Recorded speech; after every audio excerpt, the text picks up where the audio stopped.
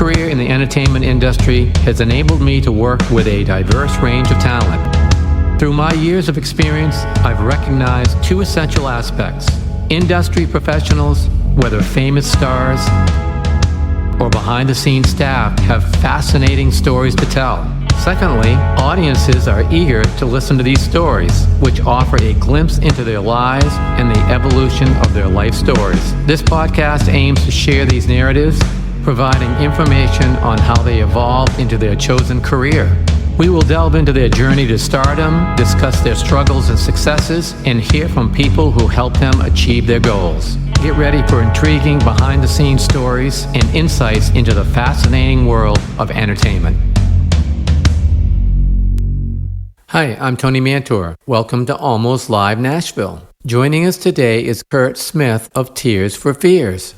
His music has defined generations, from chart-topping hits that everyone knows to deeper, personal songs that continue to resonate decades later. His music has inspired generations and left an unforgettable mark on the world. Over the years, he's not only created some of the most memorable songs of our time, he's also inspired countless artists and continues to push the boundaries of what music can be. Today, we'll explore his creative process. We'll talk about his creative journey and get a glimpse of what it's like to keep evolving as an artist while connecting with fans all over the world. So before we dive into our episode, we'll be back with an uninterrupted show right after a word from our sponsors. Thanks for joining us today. Oh, it's my pleasure. I'm always interested in how band names are formed.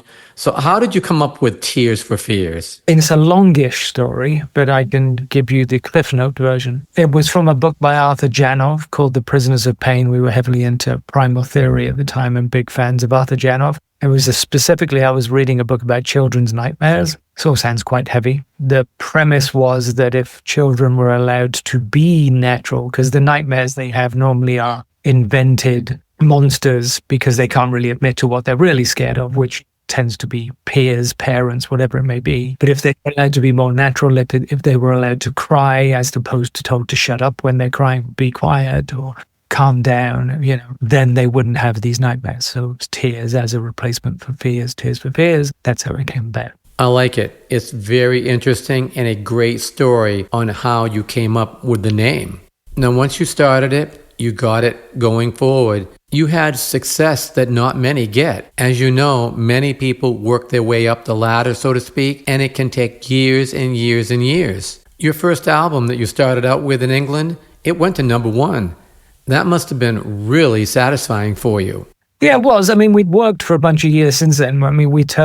We signed our first record when we were 18 with a band called Graduate. We had a number one single in Spain and no one else anywhere had heard of us. And we toured all through Europe, and we did this sort of weeks of touring in two vans with us lugging our own gear and playing tiny clubs and doing all this kind of stuff. And Roland and I, at the end of it, we kind of sat down and we decided that this life was not for us. It became obvious kind of early on that the other members of the band were kind of into the live playing, they were into the partying, they were into picking up girls. The reason you get into a band in the first place. And we were really interested in production and all those kind of things, and Arthur Janov, and, we were different, basically. And so we decided to, leave that band and stay as a duo. And we then proceeded to sort of start demoing stuff on our own. That's interesting because a lot of people never actually looked at you as a complete duo. They looked at you as a full band. Yeah. Did you kind of roll with that perception, or did you eventually get it out there so people could understand that you were indeed a duo? Yeah, I know that some people thought we were kind of an entire band because, there were pictures of the band and certainly in the tour merchandise. But actually, when we did press, it was only ever the two of us. And the two of us were the only people signed to a record deal. So we were a duo from the beginning. I think there was, during Songs from the Big Chair, especially because we kind of took off and we were playing live a lot, the programs for the tour had pictures of the whole band because you want to see who the band are. So I think that's where the misconception came from, but we've always just been a duo. Getting the two of us to agree is hard enough without including other people. I get that. Believe me, I totally get that. It's always interesting dealing with one single artist, but when you have two or more people, it can get much tougher for sure. Mm. When you first start working on a contract, there's a lot of give and take going on. How did that work out for you in the beginning? Were you both on board with label and management and what they were thinking? Or were there a lot of twists and turns between everybody until you finally all came together and got on the same page? Well, it definitely took twists and turns. I mean, we were very young. We were 19, maybe 20 when we signed deal as Tears for Fears. That may not have been 20 yet. And we had an incredibly opinionated A&R man, who I'm still friends with, and actually when I was back in Bath, saw him a few weeks ago. But we've become friendlier because we don't work together anymore. Yeah. But it was definitely a fight because, when you're young and opinionated and kind of know what you want, to be surrounded by record company people who are older, more experienced, and producers as well. I mean, I would include Chris Hughes in there, who think, and in some cases are right, that they know better. And we're young, so we are 100% convinced that we know better. Because what 19 and 20-year-olds do. Exactly. So it did lead to some friction, without question. But we're eternally grateful to Dave because, we were signed to a publishing deal when we were in graduate. So that publishing deal continued on for a bit. And they're the people that shopped us to record companies. And we went and met with all these record companies. So we went in and played the demos. All we had at that point were, I think, Pal Shelter and Suffer the Children were the two songs, I think. I've been here in Nashville for about 30-something years now. Working with some of the more well-known people, I find that they have many things in common in their travels and journeys to get where they are. One of the very similar things that they have in common is they are not prepared for the success they get overnight, so to speak. With you, even though you traveled some, when the label signed you, within a very short period of time, you had a #1 hit record out there. Then your next record not only does big in the UK, but in the US as well. How did you handle that impact that came to you from that success? I mean, in retrospect, it was a bit of a blur. I don't think we handled it that well. I think when we got older, we handled it better, which is why it took us so long between records, because we just needed time alone. I mean, Roland and myself, we're not people that like to be in the spotlight particularly, even though we chose this as a profession. I find it very uncomfortable because people have a preconceived idea about who you're going to be and what you're going to be like. So I find that all kind of weird. I mean, you don't think of this when you're doing it. You think, because when you first start, or I'm speaking personally, when I first started, it was just a desire to be heard, like, this is my voice. I want people to hear me. And I think that's the same for Roland because we both came from, broken families and middle of 3 sons, and no one really listened to us that much. There were we both had working mothers. So we kind of looked after ourselves. So the desire was to be heard. And then all of a sudden you're kind of a pop idol, especially at that age at 20. So our first shows, which is weird giving the content of the material, which was The Hurting, which was basically an album, a concept album about primal theory, pretty much. Yet we were playing to audiences of screaming girls. We were pop idols at that point. We had smash hits and all those kind of English magazines putting us on covers because we were good-looking young men or boys, I would consider us at that point in time. So the juxtaposition was very strange, especially for me, because I didn't understand why anyone would scream and want to marry you or just you were their idol when they'd never met you. So I found all of that very hard to take. And it became harder when we became big in America. Very hard. Sure, that's very understandable. Now, you brought up an interesting topic, and that's perception. What did you think your perception was to what you were putting out versus what people were perceiving you to be? A mixture. What I didn't understand was primarily a female audience when we first started, because in England you go on Top of the Pops, which is the biggest TV show, and then you become the latest, cute guy they're looking at, and they're not really listening to the content of the music. Yet having said that, there's certainly a large portion of our audience really did understand what we were trying to say. And they're the ones that have stuck with us all through the years and continue to reinvent. For instance, we play shows now and there'll be 19, 20-year-old kids at our shows, and they all relate to The Hurting. That's the album they relate to. And I'm talking about America, and The Hurting wasn't particularly big in America. But it makes sense because the album was written when we were that age. Sure. So the amount of times we've had people come up and said, "You've got me through my college years," when that album came out. So actually, I think interestingly, because it was a big college album in America and it was a big pop hit in England, the reaction in the two different countries was different. the US audience for The Hurting was a more thinking audience, I think, than the British audience was. I find it interesting when people come up to you or email you and say, you helped me get through this tough situation, or you helped me get through college, or whatever it might be. The great thing about music is it can be very therapeutic. So what song or songs were people telling you helped them get through their trying times? Well, certainly most songs on The Hurting specifically. I mean, I think that it became more general by songs from the Big Chair. So songs like Mad World, which people still today completely relate to, and it may take on different meanings, because other people have covered it. I mean, the Gary Jules and Michael Andrews version really put it in a completely different light. And then, I'd move on to when COVID happened and lockdown happened, and I did that version with my daughter. That version suddenly went viral out of nowhere because there was something about everyone being locked at home and a father and daughter singing Mad World together that was very moving and touching. So it took on a different meaning then. Yeah, that's absolutely fantastic. With every song, a songwriter will have this song, will put their heart and soul into it. Did you put your heart and soul into any songs and you put it out there knowing what you meant, and then the listener, for whatever reason, did not get the message that you were trying to put across? Yeah, I mean, they do, and we have had people that just really get the wrong end of the stick completely. But it doesn't really matter that much to us. What matters to us is we've said our piece. I mean, I find the weirdest one is, prior to the last election in America, the amount of people online, and there was an article in National Review, I think, whatever, the very conservative, is that National Review, the very conservative paper here, magazine, that thought it was like an anthem for, not for the right wing, but for capitalism, that everyone should pull up their bootstraps and help themselves. And that was so not what the song was about. The song was about the insane desire for power. And it was a song against Reagan and Margaret Thatcher at the time, because they were choosing to go to war really to keep their popularity going.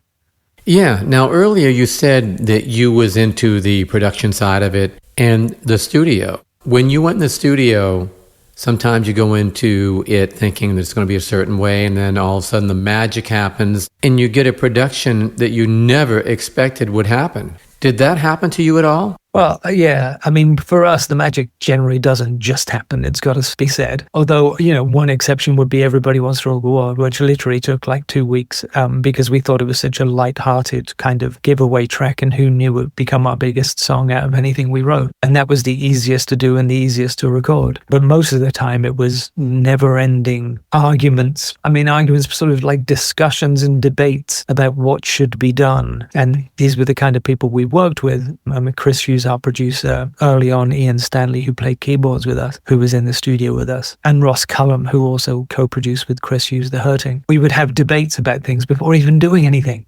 In retrospect, when I look back on it, we wasted so much time. Why didn't we just try it and see if it worked or not? But we didn't. We'd have to have the argument to decide who was right or wrong first.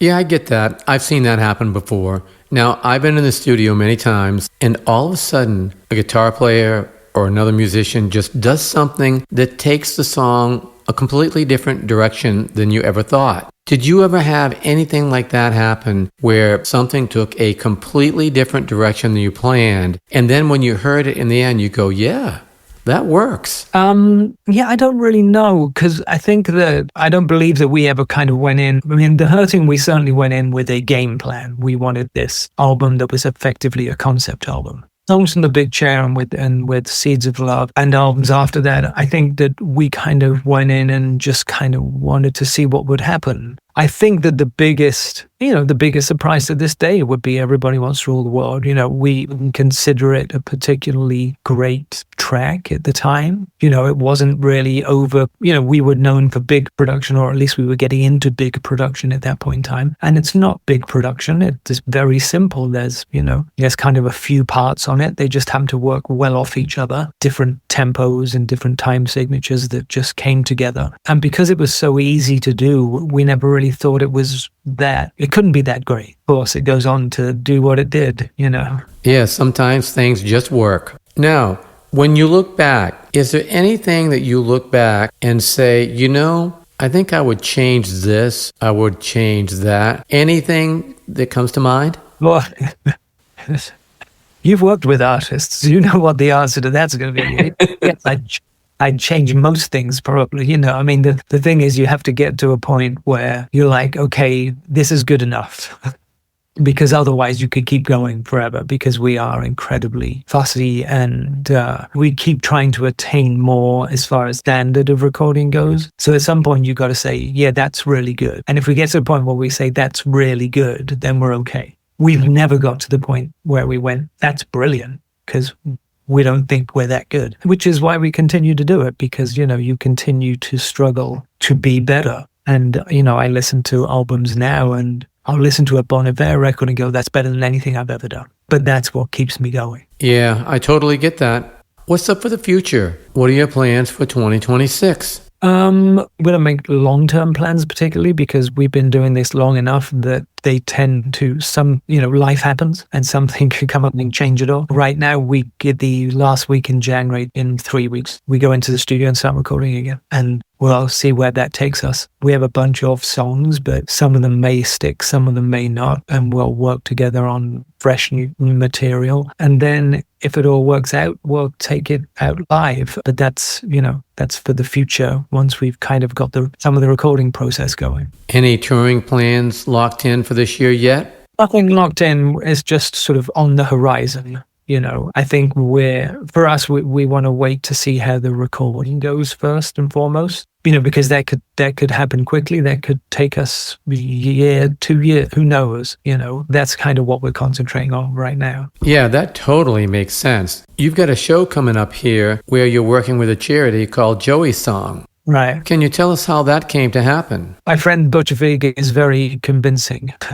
Yeah, he's been on talking about it as well. Yeah, we toured with Garbage a couple of years ago, and Butch is, who's a wonderful guy. In fact, the whole band, it was probably the most enjoyable tour we've done. The whole band are such nice people that it was a wonderful experience. And Butch approached me. It really wasn't until, a month ago, and said, I've been meaning to ask you. This was after I went to see them play at the Palladium here. And meaning to ask you, we do this charity event every year. Would you come do it with us? Because we were talking about actually playing Everybody Wants to Rule the World. Then suddenly I thought, well, maybe you should be there and singing it. I said, yeah, whatever I can do, absolutely. And then he told me about the charity, about Joey's Song, and it sounded like a good cause. And I'm not in the studio until the end of the month, so I have the time, and I'm very happy to do it and be a part of it. And this sounds like a fun event. I mean, from all the people I've talked to, it sounds like they have a good time. Yeah, that seems to be what everyone is saying. It's just a great time. An acoustic night on Friday where the audience gets questions and answers. Then Saturday night is a full-blown band situation where everybody gets to rock out. Yeah, and I've decided not to play bass, just sing, so it makes it a bit easier for me, I mean, to be honest, it would only be one time to be playing bass, and it would seem pointless to take a bass all that way when you have these incredibly capable musicians that could stand in for you. And I could just concentrate on singing, and I'll bring a special guest along with me. Yeah, that'll be great. I think I can give that away. My eldest child will be accompanying me. Oh, that's perfect. It's always great to have that kind of connection on stage with you. Yeah. So, Mad World and things like that, we can, will be those versions on. And acoustically, she'll play her own stuff as well. She's an artist as well. And she'll join me the next night probably as well and be a part of the all-girl band and do all that. I think she'll have fun. Yeah, I think that's going to be great. And it's going to be a lot of fun, not just for her, but for both of you. Now, this is a short segment I like to call Between the Notes. No right or wrong answers, no gimmicks, just a few thoughtful questions about music, influence, and the stories in between. Okay. The first one is, what is the first song that you hated, but later on grew to love it? First song I hated, and what was the next bit? Then later on, you grew to love it. Oh, and grew to love. Oh, there's a million, probably, I mean, it's all those songs when you heard when you were younger and you're like, and then, you can't do without them later. It's like, put it this way, I was like never a big, still I'm not, Wham fan or anything like that. And then, of course, every Christmas you want to hear Last Christmas. Yeah. Kind of things. It's like it becomes sort of part of your life. When the first time you heard it, you thought, oh, that's cheesy. Yeah, I get that. Now, second question. If you could steal one skill from any musician, which skill would that be? Improvisation. Okay. really not good at that. I really have to think things through, I'm totally with you there. I went to Berklee College of Music, and just for improv. Right. That was my weakness too. Next one. Which Tears for Fears lyric do you wish secretly that you had written differently? Wow. Yeah, I don't know if there is one, because we spend so long doing them. But the one that kind of does get me a bit, actually, there I've now picked one, of course, because I have to think. But Watch Me Bleed, I think that's a little on the intense side, and that was off the hurting. It's just me. It was a bit too obvious and near the knuckle. Okay, that totally makes sense. Now, is there a song that you wish you never performed live, and why? That's the good one. I want to think of it, because we performed a lot of songs live. I don't know. They all had their part, I mean, there are ones that have fallen by the wayside since then. Oh, yeah, okay, I've got it, yes. There was a song between albums, between The Hurting and Songs from the Big Chair. There's a song called The Way You Are that we released just as a standalone single that we ended up despising, and we did play it live, and it was horrible. Oh, that's funny. That's good. If you woke up tomorrow, you had to make a change in the music and style that you play, what would you turn to for style? Oh, interesting. It would be a lot, and this is really because it would be a complete contradiction, I guess. It would be a lot emptier, I mean, if you're going back to sort of folk acoustic, not folk as such, but acoustic, something where the song stands alone and you don't really have to get into the big production thing, even though I obviously, given our body of work, thoroughly enjoy that. It would be nice to do something that was simple. Yeah, simple music is great. It speaks without trying too hard. It leaves space for feeling, honesty, and connecting with the music. Now, the final question. Which fan interpretation of your music has made you laugh? And then on the other side of that, which interpretation has made you cringe? Oh, fan interpretation of music. And wow, I'm trying to think of any interpretations of our music, because they're generally good. I mean, I guess, the Disturbed version of Shout was a little horrifying to start with, but I've kind of come to appreciate it, it turning into a kind of metal song. I was a little disappointed, I have to say, in Patti Smith's version of Everybody Wants to Rule the World. And I say that as a huge Patti Smith fan, because she did it the way we do it. And I wanted it to be her, Yeah, absolutely. So that kind of disappointed me a bit. Now, how do people find you? How do they follow you? Get to know where you're going to be, listen to your music. How do they keep up with you so they can know what you're up to? I personally, my partner is not a big fan of the social media. We do have Tears for Fears on Instagram and Facebook, and Curt Smith, just under Curt Smith. I'm on Facebook and Instagram, and occasionally on Twitter. But I kind of gave that up for quite a while after the last election, because I couldn't take it anymore. You have a website as well? The tearsforfears.com, yeah. Okay, good. That gives them a place to start looking and following what you're doing. Now, what is important for the listener to understand about what you're doing, your journey on how you got there, and what the future holds for you? Well, I can't tell them what they can look forward to, because I have no idea what we're going to come up with. Sure. Which is the joy of it. It is. I would say, and I say this to my, daughter who's in music, and I say this to both my daughters. My younger daughter is an artist. She's a graphic artist, illustrator. And it's really, they get very kind of uptight about the fact that it's really hard. My answer there is this is your passion. You have to pursue it, because if you can end up making a living doing something you're passionate about, nothing in the world beats that. So take it as far as you can take it before you decide to make any rash decisions. Yes, absolutely. That's so true. On a side note, you mentioned your daughter has performed with you. What's it like having her on stage with you?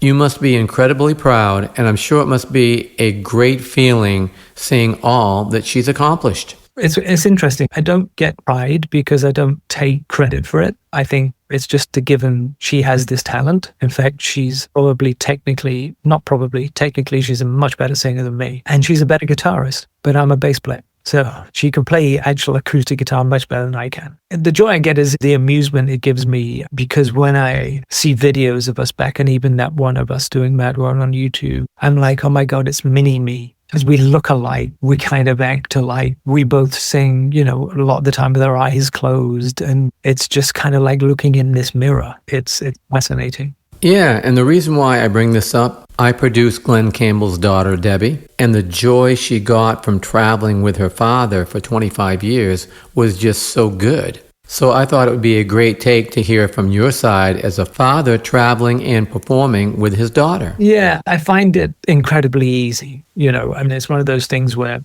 parent and child, they just, if you're close, and I'm very close with both my kids, just know each other.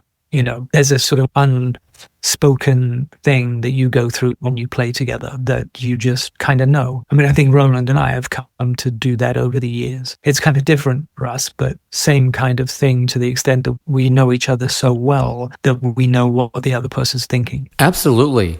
Well, this has been fantastic. Great conversation, great information. I really appreciate you taking the time to join us today. Oh, it's been my pleasure. The pleasure's all mine. Thanks again.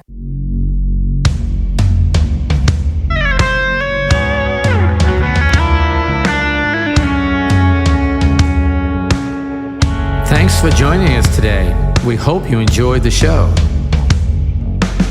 This has been a Tony Mantor production. For more information, contact media@plateaumusic.com.